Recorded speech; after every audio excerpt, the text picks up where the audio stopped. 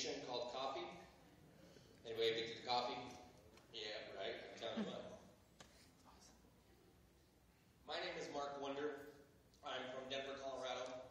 41 years old, recovering meth addict. First, let me say I'm sorry to you.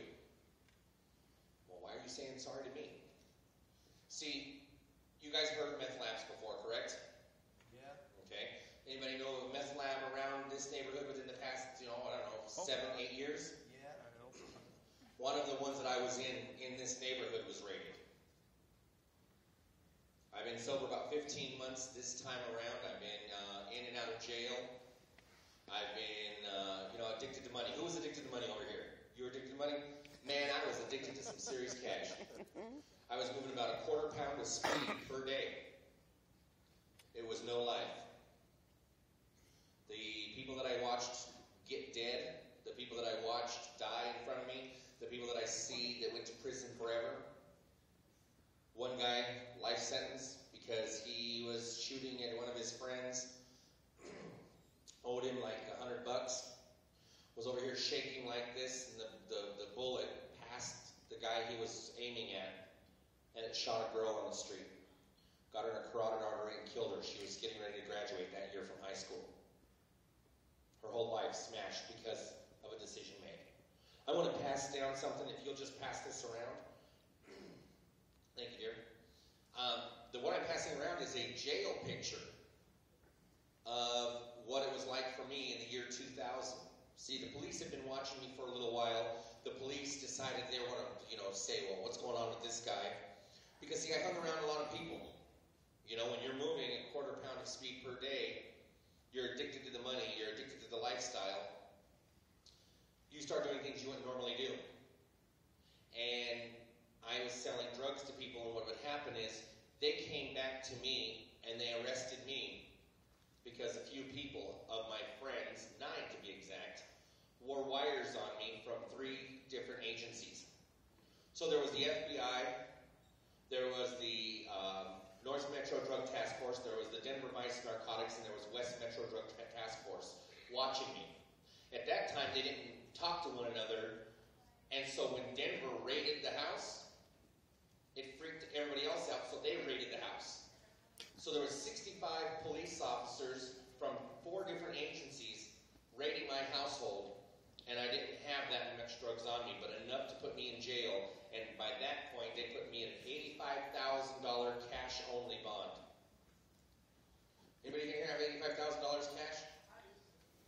Yeah, right. Yeah? Okay, you go ahead. Imagine trying to put that down on a bond. At that point, there was no more bonding marked out of jail. There was no more of being out running on the streets. Now, guys, you're in high school. Thank you, Smoky Hill, for allowing us to be here. But I want to be very honest with you. How many people here have their own cell phones? Show of hands. Almost everybody. Okay, you guys like the clothes you wear. You probably have a closet full of clothes. You have some family members that you love being around. Maybe some animals. What about maybe your home computer or maybe your laptop? Maybe you have an iPod or an iPad, right? Okay, imagine going to use drugs. We're just going to save you all of your time right now. Go use drugs. Go sell drugs. Go out there and because you always take a risk if you're just using or if you're just out there selling. Doesn't matter. It's the same case. You actually get more time if you're selling it because you're endangering others. I was addicted to the money. I was addicted to the lifestyle. But see, I should have just taken everything I owned and threw it all away. Because not one thing from the time of me selling drugs or using drugs do I own any of that stuff today. Every time I went to jail, I had friends. Oh, great friends. Guess what the friends did? I go to jail, everything I owned was gone by the time I got back out of jail. Some people here have friends, right? You guys have some really good friends. You should have probably 2 or 3 real close friends that are close to you. I have hundreds of friends, and I thought everybody was my friend. If you don't believe me, take a look at me once we're off this stage, because you can't see from out there. But all of the scars I have on the back of my head from my friends, because I would have drugs and I would stay up 14 days in a row is the longest I've ever stayed up. But more importantly, I would stay up an average of 7 to 9 days, and I did that for several years. See, I smoked it until I couldn't breathe anymore. I snorted it until there was no more cartilage in my nose. I ate it till I had ulcers in my stomach. Then I started doing something I never said I would do, and I would start shooting it up with needles. And if you don't have clean ones, you share them. And I'm telling you something, when you have a crash and you come off of drugs, it's the worst thing in the world. And I don't know if I'm touching anybody out there, but I don't know if you have any family members or yourself or anybody that you know that has this disease called addiction. But it's killer. A story about a friend of mine, I was at the hospital with him. The only reason why I found out he was in the hospital was somebody used his cell phone. This homeless guy called and said, there's this guy, he's next to a trash can, he's not breathing, his lips are turning blue. I just drug him over to the Colfax and Marion bus stop. I got over to the hospital and found out that his friends didn't want to go to jail because they were all doing heroin and methamphetamine together at the house, and guess what happened?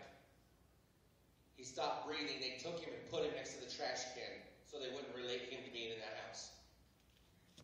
This guy's dying on the bus bench.